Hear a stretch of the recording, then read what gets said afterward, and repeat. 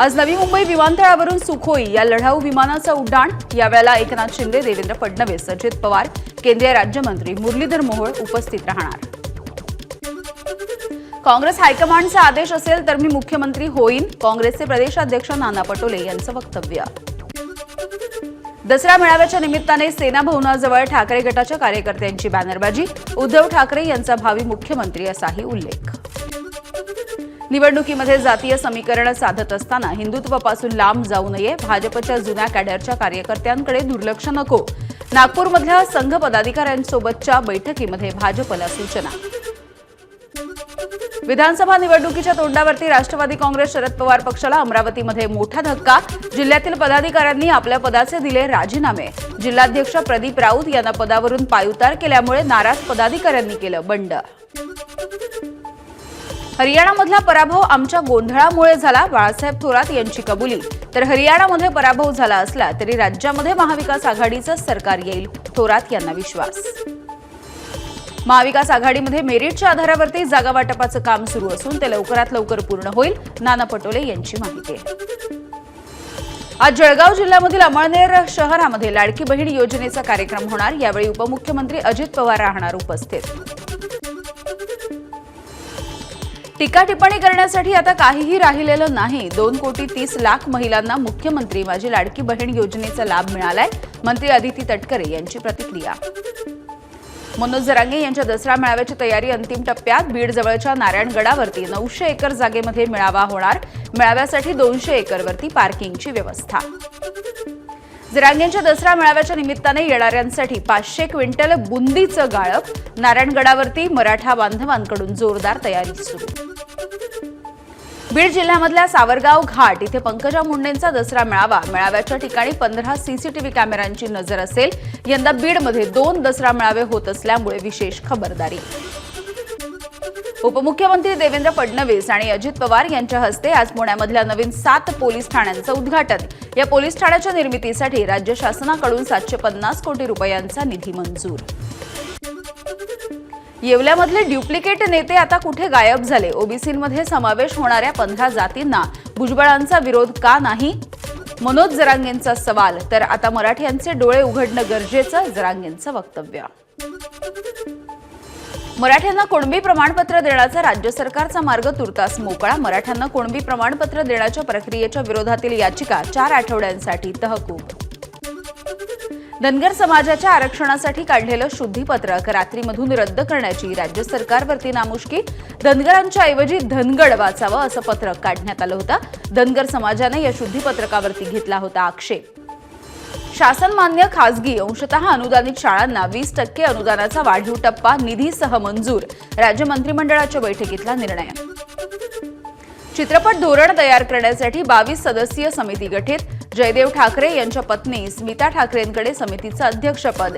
सांस्कृतिक मंत्री सुधीर मुनगंटीवार यांचा महत्त्वाचा निर्णय। पप्पू कलानी यांचे पुत्र ओमी कलानी आणि सून पंचम कलानी यांनी जयंत पाटील आणि सुप्रिया सुळे यांची घेतली भेट। राष्ट्रवादी काँग्रेस शरदचंद्र पवार यांच्या पक्षाकडून उल्हासनगर विधानसभा मतदारसंघामधून निवडणूक लढण्यासाठी ओमी कलानी इच्छुक। माढा मतदारसंघामधील राष्ट्रवादीचे आमदार बबन शिंदे, जयंत पाटील आणि सुप्रिया सुळे यांच्या भेटीसाठी दाखल। पुत्र रणजित शिंदे यांना शरदचंद्र पवार पक्षाकडून उमेदवारी मिळवण्यासाठी बबन शिंदे उत्सुक। अणुशक्तीनगर विधानसभेसाठी राष्ट्रवादी काँग्रेस शरदचंद्र पवार पक्षाचाच उमेदवार असेल। इच्छुक उमेदवारांच्या मुलाखतीच्या वेळी सुप्रिया सुळे यांनी केलं स्पष्ट। सोलापूरच्या माळशिरस विधानसभा मतदारसंघामध्ये उत्तम जानकर यांच्या विरोधात भाजप कोणाला उमेदवारी देणार याकडे लक्ष। राम सातपुते यांच्यासोबतच अप्पासाहेब देशमुख यांचंही नाव उमेदवारीसाठी चर्चेत। राहुरी विधानसभा मतदारसंघामधील विखे समर्थकांसह भाजप कार्यकर्त्यांचा काँग्रेसमध्ये प्रवेश। बाळासाहेब थोरात यांच्या उपस्थितीमध्ये पक्षप्रवेश संपन्न। लातूर दौऱ्याच्या दरम्यान उपमुख्यमंत्री अजित पवारांची अहमदपूरमधल्या शेतकरी मेळाव्याला हजेरी। यावेळी अहमदपूरमधील राष्ट्रवादीचे आमदार बाबासाहेब पाटील आणि मंत्री संजय बनसोडे यांची उपस्थिती। सोलापूरमधल्या मोहोळ मतदारसंघामध्ये आमदार यशवंत माने यांनी लावलेल्या विकास कामांच्या बॅनरवरती काळं फासलं। शरद पवार गटाच्या बाबाराजे पाटील यांनी काळं फासल्याची माहिती।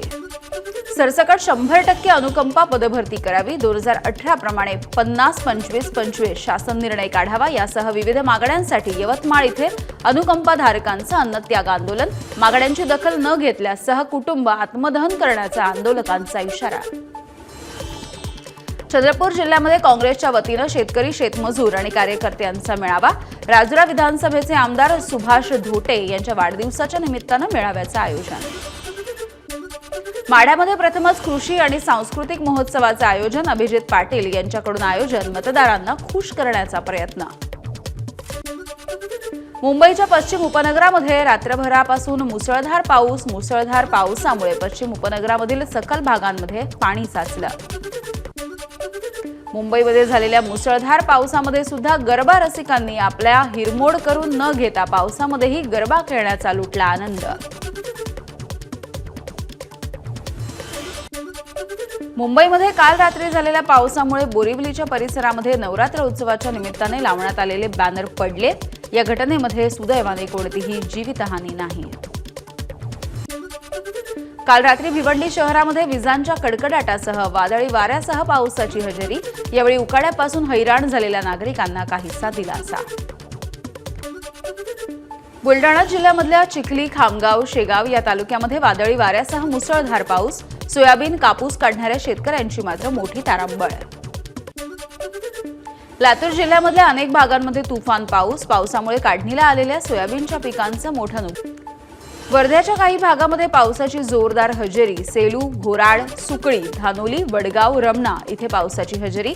पावसामुळे शेतामध्ये कापून ठेवलेल्या सोयाबीन पिकाचं नुकसान. काही ठिकाणी विजेचा पुरवठाही खंडित. अहमदनगर शहर आणि परिसरामध्ये सुद्धा मुसळधार पाऊस. पावसामुळे सखल भागामध्ये पाणी साचलं.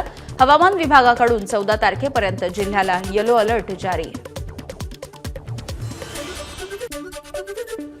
म्हाडा पुणे मंडळातर्फे 6,294 सदनिकांच्या विक्रीसाठी अर्ज नोंदणी आणि भरण्याच्या प्रक्रियेला सुरुवात. पुणे, पिंपरी चिंचवड, सोलापूर, कोल्हापूर आणि सांगली जिल्ह्यामधल्या विविध गृहनिर्माण प्रकल्पांचा समावेश. म्हाडा कोकण मंडळातर्फे 12,626 सदनिका आणि 117 भूखंडाच्या विक्रीसाठी सोडत जाहीर. 27 डिसेंबरला अर्जांची सोडत. ज्ञानराधा मल्टीस्टेट कोऑपरेटिव्ह क्रेडिट सोसायटीमधल्या घोटाळ्याच्या प्रकरणी ईडीची कारवाई. औरंगाबाद, बीड आणि जालन्यामधल्या 1,097 कोटी 87 लाखांची संपत्ती केली जप्त. संचालक सुरेश काटे यांच्या विरोधामध्ये पीएमएलए अंतर्गत कारवाई. पिंपरी चिंचवडमधल्या शाहूनगर इथल्या डीवाय पाटील शाळेमध्ये 350 विद्यार्थ्यांना अल्पोपहारामधून विषबाधा. शाळेनं मागितली पालकांची माफी. चौकशी करून कारवाईचं शाळा प्रशासनाचं आश्वासन. बुलडाण्यामध्ये जीएनएम नर्सिंग परीक्षेचा पेपर फुटला. रात्रीच विद्यार्थ्यांना व्हॉट्सअपवरती मिळाला पेपर. सकाळी पेपर सुरू असतानाच पेपर फुटल्याचं झालं उघड. 8 ते 10 विद्यार्थ्यांचे मोबाईल जप्त. पुढील कारवाई सुरू. जळगावमध्ये भाजपनं आयोजित केलेल्या नवरात्र उत्सवामध्ये शिंदे गटाच्या शहराध्यक्षांचा गोंधळ. भाजप तालुका अध्यक्ष अमोल शिंदे यांच्या आरोपामुळे शहरामध्ये खळबळ. भंडाऱ्यामध्ये तहसीलदारांना अधिकार नसताना पदाचा गैरवापर. अकृषिक परवानगी दिल्यामुळे वनिता लांजेवार यांच्यावरती निलंबनाची कारवाई. आमदार नरेंद्र भोंडेकर यांच्या तक्रारीवरून या प्रकरणाची चौकशी समिती गठीत करण्यात आली होती. नवरात्र उत्सवाच्या काळामध्ये डहाणूमधील प्रसिद्ध महालक्ष्मी मंदिरामध्ये भाविकांची मोठी गर्दी. राज्यासह गुजरात आणि राजस्थानमधील भाविकही दर्शनासाठी दाखल. चंद्रपूर शहरामधल्या बाबूपेठ रेल्वे उड्डाणपूल आमदारांच्या पुढाकाराने झाला वाहतुकीसाठी खुला.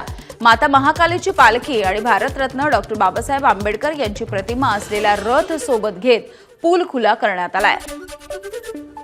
कळवा इथल्या मफतलाल मैदानामध्ये आतकोनेश्वर नगर नंबर 1 इथे नवरात्र उत्सवाच्या निमित्तानं माता की चौकीचं आयोजन. ठाणे राष्ट्रवादी काँग्रेसच्या वतीनं पहिल्यांदाच करण्यात आलंय आयोजन. महिला आणि बालविकास मंत्री आदिती तटकरे यांची उपस्थिती. गणेशोत्सवाच्या कालावधीमध्ये मिळणारा आनंदाचा शिधा अजूनही गोडाऊनमध्येच असल्याचं चित्र. रायगड जिल्ह्यामधला प्रकार. गोदामांमध्ये साहित्य नसल्यामुळे शिधा पडून असल्याची माहिती. कल्याणमधील नामांकित बिल्डर मंगेश गायकर यांना गोळी लागली. बंदूक साफ करत असताना हाताला लागली गोळी. गायकर यांचा मुलगा काच लागल्यानं जखमी. पोलिसांकडून तपास सुरू. नाशिक कारागृहामध्ये असलेल्या अंडरवर्ल्ड डॉन अबू सालेमला भेटण्यासाठी आलेल्या दोघांची नाशिक ATS कडून चौकशी। एक महिला आणि एक पुरुष असे दोघे भेटण्यासाठी आले होते। सालेमची भेट घेण्याच्या कारणाबद्दल केली आहे चौकशी। राज्य शासनाकडून कापूस सोयाबीन उत्पादक शेतकऱ्यांना मोफत फवारणी पंपाचं वाटप सुरू, त्यामुळे कृषी अधिकारी कार्यालयाच्या बाहेर शेतकऱ्यांची मोठी गर्दी। ड्रिंक अँड ड्राईव्हच्या प्रकरणी पोलिसांनी अडवल्यामुळे तरुणानं दुचाकी दिली पेटवून। वसईच्या सनसिटी इथली घटना। शिवशंकर नायर असं तरुणाचं नाव। तरुणाला पोलिसांनी घेतलं ताब्यात। अभिनेत्री शिल्पा शेट्टी आणि राज कुंद्रा यांना हायकोर्टाचा दिलासा। जोपर्यंत नोटिशीला लवादामध्ये आव्हान देऊन ते निकाली निघत नाही तोपर्यंत कारवाई करणार नाही, ईडीची हायकोर्टामध्ये हमी। देशामध्ये जानेवारी 2025च्या नंतर जनगणना सुरू होणार। सीमा सील करण्यावरील बंदी उठवली। 31 डिसेंबरपर्यंत राज्याच्या सीमा बदलता येणार। जनगणना निबंधकांनी जारी केला आदेश। सणासुदीच्या निमित्तानं केंद्र सरकारची राज्यांना मोठी भेट। केंद्राकडून राज्यांना 1,78,173 कोटी रुपयांचं कर वाटप। महाराष्ट्राला 11,255 कोटी रुपये। दिल्ली सरकारनं केली आमदार निधीमध्ये मोठी वाढ। आता आमदारांना 10 कोटींच्या ऐवजी 15 कोटी मिळणार। मुख्यमंत्री आतिशी यांनी घेतला निर्णय। देशामध्ये सगळ्यात जास्त आमदार निधी आता दिल्लीमधल्या आमदारांना। हरियाणामधील 90 आमदारांपैकी 86 आमदार कोट्याधीश। 270 कोटींची संपत्ती असलेल्या सावित्री जिंदाल सर्वात श्रीमंत आमदार। यानंतर शक्ती राणी शर्मा 145 कोटी आणि श्रुती चौधरी 134 कोटी संपत्तीसह दुसऱ्या आणि तिसऱ्या क्रमांकावर। हरियाणा निवडणुकीमध्ये 51% ब्राह्मण आणि 62% यादवांनी भाजपला केलं मतदान। अनुसूचित जातीच्या मतदारांनी सुद्धा भाजपला दिला कौल, तर मुस्लिम आणि शिखांनी केलं काँग्रेसला मतदान। CSDSचा अहवाल। लाईट गेल्याचा फायदा घेत अज्ञात इसमाने महिलेच्या घरामध्ये शिरून केली निर्घृणपणे हत्या। जळगाव शहरामधल्या रणछोड नगर परिसरामधली घटनेमुळे परिसरात खळबळ। अहिल्यानगर शहरामधल्या भिंगार आलमगीर परिसरामध्ये राहणाऱ्या 2 मुलांचा ब्रह्मतळ्यामध्ये बुडून मृत्यू। या प्रकरणी भिंगार पोलीस ठाण्यामध्ये अकस्मात मृत्यूची नोंद। ज्येष्ठ नागरिकांची फसवणूक करणाऱ्या बोलबच्चन टोळीचा विलेपार्ले पोलिसांनी केला पर्दाफाश। टोळीमधल्या दोघांना पोलिसांनी केली अटक।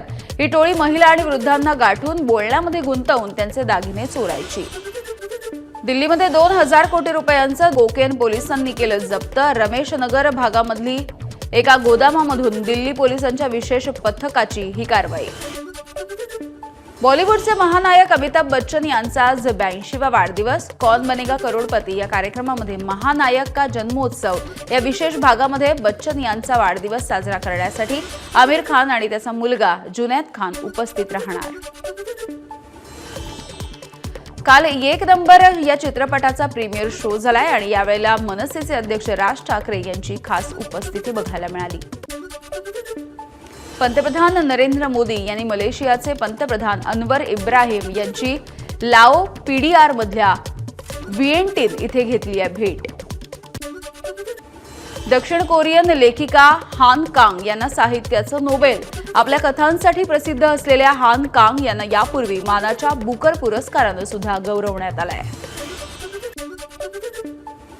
प्रख्यात टेनिसपटू राफेल नदालनं केली टेनिसमधून संन्यास घेण्याची घोषणा। नदाल 22 वेळा ग्रँड स्लॅम चॅम्पियन आहे।